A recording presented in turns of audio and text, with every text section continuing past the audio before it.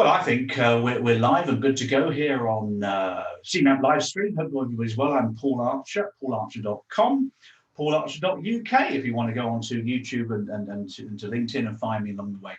Good morning, welcome. Everybody's well, all good on YouTube. We're beaming out live for the next 20 minutes or so on all good things at CMAP. So exciting stuff, isn't it? I was in the smoke yesterday, up London, enjoying North London, getting to see some friends up there and looking at house prices. They seem to be moving nicely. If you think up is good, goes down is probably good if you're looking to buy your first place along the way. So what's been going on in the news and what have we got planned for you in the next 20 minutes? There's always updates to anything to do with mortgages and CMAPs and things like that. So what's the big thing? Coronavirus, of course, is the big thing right now. The coronavirus is I don't know if it's a pandemic. I don't think kind of what the definition of a pandemic is, but it's affecting all sorts of countries in the world. Now, as far as the economies are concerned, a lot of things are going wrong. Stock markets are plunging in certain places. There's a little bit of alarm going on. South Korea, for example, is on lockdown. So their economy's ground to a halt. And we're expecting some shutters from China at some point, so they're going to be delayed until September. It does affect the economy. And the Bank of England and various other bodies have been talking about reducing interest rates to offset the impact on the economy, and the Chinese government looking to inject money as well. Now, of course, interest rates are pretty pathetic weapon now because they're so low anyway. So how do you reduce them even lower? That makes the thing, isn't it? So the monetarist methods of stop now, and we're now into fiscal methods, which is why the government are looking to invest a lot of money in HS2. Fiscal, of course, is where you spend to generate economic movement. So let's just hope the coronavirus dies down and moves away. What else has been happening in the news? Now, one thing that's got me recently is pay, British pay. We were talking about the UK here now.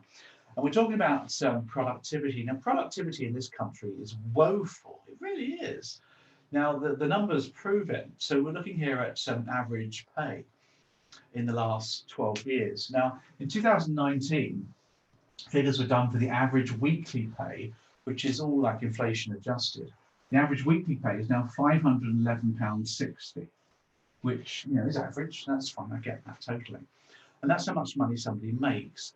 Now, if you go back 12 years to 2007, if you inflation adjust this with CPI, the average pay was £511.30. So in other words, in the last 12 years, we have, as a country, we have secured an extra 30 pence pay rise for the average person. Now that's pathetic, really, isn't it? Which proves why in the last 12 years, the economy's done nothing. Yeah, we had a recession for a couple of years from the financial crash. But of course, the growth has been negligible every year, and hopefully it'll start to pick up. But this proves to you that productivity is low. We're addicted to cheap labour. I mean, I always look at car washes. Now, back in the early noughties, garages started to close around the UK. These were, because the supermarkets took over and they offered cheaper fuel. Garages started to close left, right, and centre. And rather than being converted into office blocks or housing or whatever, dudes walked in and started doing manual car washes. You see them everywhere, don't you? These guys charge for a manual car wash 5, 10 quid, whatever it is. They're paid a very low rate. They're not paid very much. It's addiction to cheap labour. Now, if we didn't have this access to cheap labour, minimum wage or less than, then some company would have come along and invested in a lovely spanking car wash machine, which we used to have, still got those, and then cars would have been washed by mechanics, by automation, by IT, which is how you produce economic productivity growth. You invest in businesses, and that's what's going to happen now. Whatever we decide to do with Brexit, with immigration, but if we do stop cheap labour, which is a good thing in a way, then you will have the ability to invest. Companies will invest in businesses. Productivity will therefore increase, and it'll do everybody a lot of good. Get everybody out of the minimum wage into more of a living wage, which is far better thing to see. So that's British pay. Pretty scary stuff now, isn't it? What else has been going on in the mortgage world for you? A couple of big topics for you this morning. I want to take a look at how you introduce your business card. I want to take a look at investment wraps as well. But the other thing that was forecast recently was the unemployment side of things as well. Now, this is a good opportunity for mortgage advisors Now, unemployment in the UK, as we know, it's a statistic which is recorded. Unemployment records for the UK stand at 3.8%. So 3.8% of the working population is unemployed, which is the lowest for 40 years, which is brilliant. So everybody's in employment, which is great, which makes you wonder why our productivity is not much better than it is, really. There's a couple of interesting statistics in there as well. People on zero contracts. Now, you either love these or you hate them. It's entirely up to you how you view these. There's 974,000 people, just under 1 million people on 0-hour contracts. And there's nothing wrong with these things because people like them. Obviously, there are issues where companies abuse it. I get that totally. But from the other statistic, which I think is really important, is self-employed. Now, self-employed has rocketed since the financial crash. And the numbers now stand, this is from the Office of National Statistics, by the way, the ONS, 5.03 million self-employed dudes in the UK. And that's big, that's enormous. That's increased by over 1 million since the crash. Way back in the early noughties, it was standing around 3 million. Now, this is because of IT, it's because of working practices, all sorts of reasons why. So let's not debate that. But for a mortgage advisor, you need to think about how these people get mortgages, because currently they're being way under provided by lending schemes. The high street banks, building societies don't deal with self-employed people. They don't fit the system, They don't fit the mechanized system approach, which they're looking to do to reduce their costs. You have to look at specialist lenders. So if I was a mortgage advisor right now, becoming a mortgage advisor, I would possibly look to the self-employed market as a niche area that I want to get into. So there are lending schemes around for self-employed. You need to find them, you need to understand them, understand self-employed. That'd be a great niche area for you to work in, because these people are not being served by the mainstream lenders, by automated apps, those sort of things. Self-employed is very difficult to get a mortgage for self-employed, very difficult indeed. I rebroke my insurance last week. I have business insurance. I rebroked it to a local company that specialises in contractors. That's the insurance market they provide. So they're able to get the right deal for contractors. I was therefore able to shave off quite a few pounds from my insurance bill. So it proves to you that if you niche your marketplace into, say, self-employed, maybe a particular area of self-employment, like sort of dentistry or lawyers or whatever it is you want to go into self-employed area, then you will get a lot of business that way because people refer each other and you get known in that sector. So that's information there for you on unemployment. Final sort of update for you before we go on to our first big topic I want to talk about quickly with you is the lender market situation. We're reading in the news about 1 or 2 lenders whose profits are coming down. Pretty worrying, actually. It's all quite public information. The Co-op, the Coventry Metro, all of these institutions have been announcing that their profits are slightly down. The margins are being contracted dramatically. Now, the margin, as you appreciate, is the money they make from retail, less the money they spend on retail investments, less the money they make on mortgages is their margin. That's their profit margin. So simplistically, you might charge 5% on your mortgage, and maybe it costs you 3% on your retail plus all your costs. Then you've got a 2% profit margin. So get your money in from the retail side of things, pay for it, and then lend it at 5%, pay for the costs, profit margin of 2%. Now it's that profit margin that's getting smaller and smaller and smaller.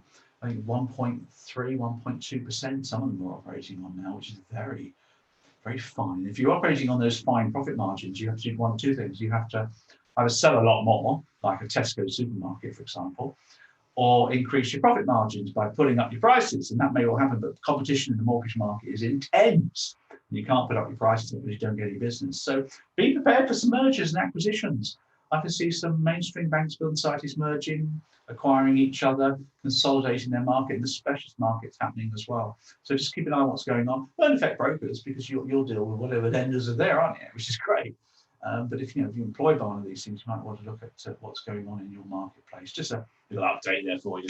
I'm sure you're aware of that along the way. Okay, let's get into a bigger topic now for you. Let's get into an exciting topic. Yeah, let's take a look at the topic of wraps platforms and fund supermarkets. That'll be tidy for you. We've got wraps, a bit like sort of chicken wrap, isn't it? Platforms. There you go.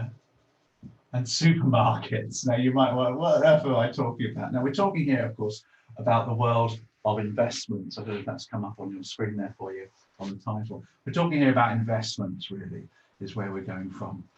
We're talking here about stocks, shares, equities types investments. Now I was reading in the press last week about the competition for charges in Vanguard, who are an enormous USA-based investment house, are reducing their charges on their SIPs down to 0.15%. That's really low, and it's indicative of the way the market's going, because there are some fund managers, businesses charging horrendous rates, and I think that gravy train's coming to an end. Now, Vanguard was charging 0.15% with access to 77 funds, because these are low on managed, so these are all passive funds, ETFs. These are all being computer operated. Obviously, quants are organizing these things, and no humans involved in the investing. So therefore, they're cheap to run. But of course, 0.15% charge is very, very low. And people often get confused about these different fund systems and how they work. And the FCA defined this quite clearly. At the top of the tree, if you like, is what they call platform. Now, a platform, as far as the FCA, and that's our regulator, is concerned, is a generic term. It's an IT dashboard generic term, really, for two types of investment. The first one over here are what we call fund supermarkets. Now, you might have heard of that name, fund supermarkets. It's been there for you. And the second one, which you've come across, of course, are wraps. There you go, wraps. And we're talking about wraps and supermarkets. Now, broadly, therefore, a platform is a generic term for these types of investment. Now, broadly, they are collective dashboards of information of your investments, really, showing where your money is invested. So you go on a computer, you see on the screen, you see all these lovely sort of pie charts. It's kind of like a computer dashboard of where you invest your money. That's broadly what these platforms are. It allows somebody to invest in lots of different areas. Let's just sort of have a quick look at the differences between the two. Now, a wrap, over here on the right-hand side here on my graphic, a wrap is predominantly a platform which allows you to invest in different asset classes. And we're talking here about different asset classes, but we're talking here about unit trusts, we're talking about equities, we're talking about cash, venture capital trusts, VCTs. You can also have tax products in there, SIPs, ISAs. And these are massive online-based wraps, really, which allow you to invest in different assets. So if you were an IFA client, for example, and you had cash, you had some SIP pensions, you had some unit trusts, you had some bonds, maybe some ISAs, you could collect them all under a wrap. It kind of wraps it. So you've got all your different product areas that you can have a look at to see what they're doing, going up or down or whatever it is. And the IFA would manage that for you. And you can move them around. There are charges, of course, on this one. And of course, you can have all the different tax benefits as well on there. And don't get confused with the term rapper. Now, a rapper is not a dude that sings a song on the charts with a rap music. I'm not going there. Now, a rapper is generally a tax advantage product, like an ISA or a SIP. We call that a tax wrapper, don't we? You wrap a tax wrapper around an ISA, for example, as tax wrapper. Don't get confused with that. So that's broadly what a wrap is. Now, the one that's getting all the demand at the moment, of course, is the fund supermarket. You might have come across names like Hargreaves Lansdown, AJ Bell, which sounds like a whiskey, isn't it? I think they sponsor Sale, isn't it? The rugby team. But these are known as fund supermarkets. Now, the point about fund supermarket is that you have a massive choice of funds that you can invest in. That's the whole point. So you've got your money, you've got your large sum of money you want to invest in, and you get a massive choice of funds. Hence, they're known as fund supermarkets. Now, these funds can be from all sorts of areas, all sorts of different fund choices that you've got, but massive choice. And again, you can have a look on there to see where you move your funds around. Now, the Vanguard one has 77 funds, and the Hargreaves Lansdown has hundreds of these things. And you invest your money, you don't get any advice, so that's worth putting there in red. There's no advice on these things. If you want to buy advice, that's going to cost you, of course it is. And you'll get that from an IFA, from a stockbroker, and they'll give you advice as to where to put your money. And broadly speaking, therefore, a fund supermarket, you can invest yourself. And the Vanguard people, I've been on their website this morning, they provide loads of information about helping you decide where you invest your money. They've got webinar recordings, they've got PDFs that you can read about as well. So it allows you to keep an eye on what's going on yourself. But if you want some advice, you've got to go to an IFA and get, that's going to cost you. But if your money goes into these choices of funds, really, then you're going to have to start making some charges or paying some charges. And that's just something to think about here quickly. First of all, you will have an annual fee, an annual charge. Let's put this in blank for you. You will have this annual charge on a fund supermarket. Now, the annual charge is the one that gets all the press. Now, these will vary from sort of 0.35% upwards to sort of 0.5%, sometimes slightly more. And that's the annual charge. And obviously, the Vanguard guys, of course, have gone right down low on that one. But you also have dealing fees as well, dealing costs. These may well be expressed as a fixed amount of money if there's any dealings going on as well. And there will also be the fund management charges themselves, the fund charges. And the fund management charge, depending on the funds that you're in as well, these might be sort of 0.75%, around about that. So you can see where the money's coming in, can't you? You get a charge for the actual fund supermarket itself, dealing costs to dealing with fund transfers, etc. And the funds you invest in will have their own fund charges. That's, of course, where the Vanguard comes in as well.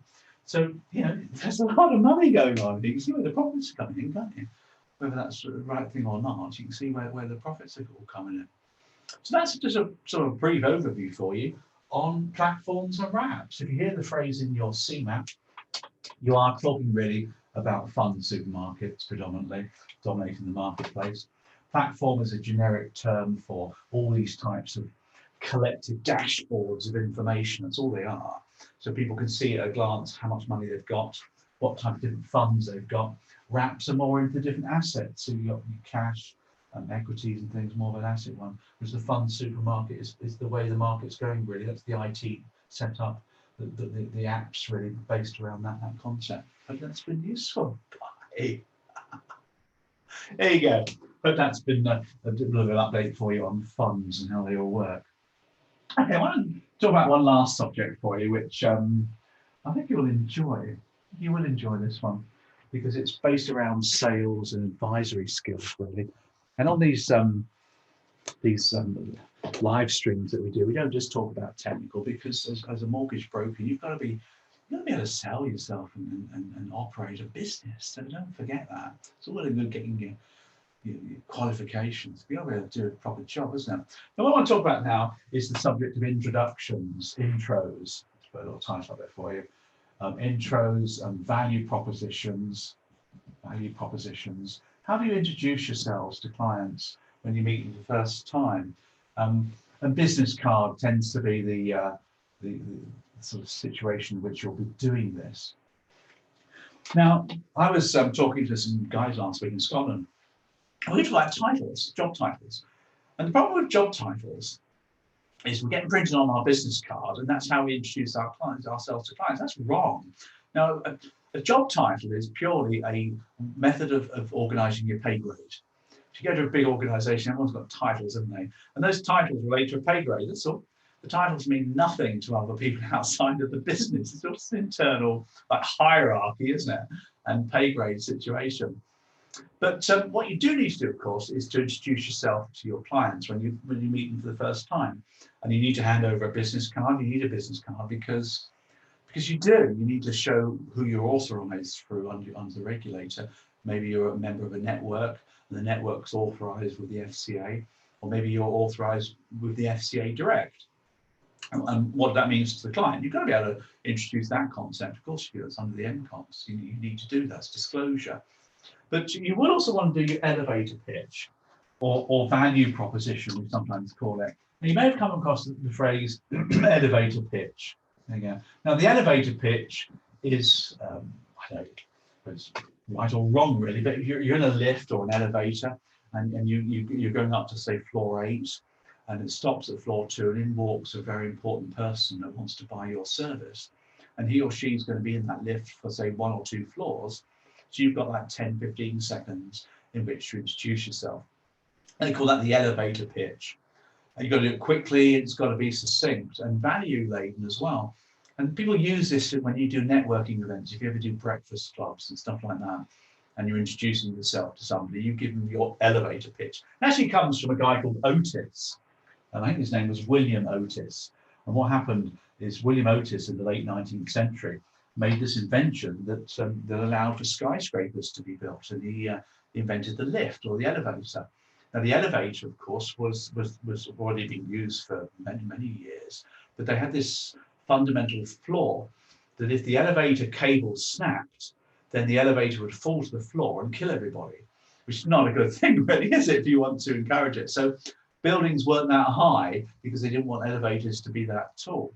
Now, William Otis invented the system whereby if the cable snapped or whatever, the elevator came to a grinding halt. It didn't plummet the people to the floor where they died. And he had to try and prove this to investors. So he gathered a load of people in a big hotel lobby area in New York. And he set up an elevator. He actually built one in the lobby area. And he had all these esteemed people around who were looking to buy this thing from him. And apparently he stood up on this elevator, which he constructed, 4 or 5 floors worth of elevator. He took it to the top. He got this big sword out and went to cut the rope that held the elevator. Because everybody was expecting him to fall to his death, but the elevator stopped, his invention worked. And as a result of that, he got loads of orders. And that's known as the elevator pitch. I don't know if you're aware of that or want to know that, but I thought I'd add that one for you to help you. So how do you do an elevator pitch? Well, there's a few things you want to be talking about, really. You want to tell the customer, what do you do? You need to get that across, of course. You need to tell the customer, who am I? You've got to get that across as well. And then also you need to give the customer details about the value that you provide. There's only 3 things really in your elevator pitch or your introduction. Do it with a business card if you're in the financial services sector, because you'll need to do that. So what do you do then? So, okay, who do you help? Who do you deal with? What's your marketplace? So what do you do comes across very, very succinctly. So I mentioned that insurance company that deals with contractors on insurance, dealt with them last week. Now they deal with contractors and they help the insurance, they provide insurance for contractors. So who do you help? Who do you deal with? What do you do to help? And what's your marketplace? Make sure you tell people what you do. Don't tell people you're a financial advisor or mortgage broker. That doesn't mean an awful lot. In fact, if you use the phrase advisor, it generally means big fees. And so be careful of that. People have a conception, you see, about advisors. It means big fees, consultants, big fees. So don't just use your business title. The second one, your role, that's really important as well. So let's put that one out. Who am I? Well, the role needs to come out, but they don't use your business card, don't use your title. It's here, of course, you'll need to talk about your FCA authorization, who you're authorized with, and what that means. It may well be that you're a network member, or you're an appointed representative.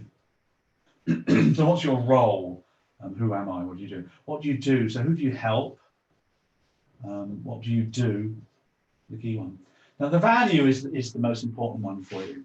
This is where you have to think about what value do you provide for your customers? What is the value you give them? So for example, you may well save them money on their mortgages and financial services.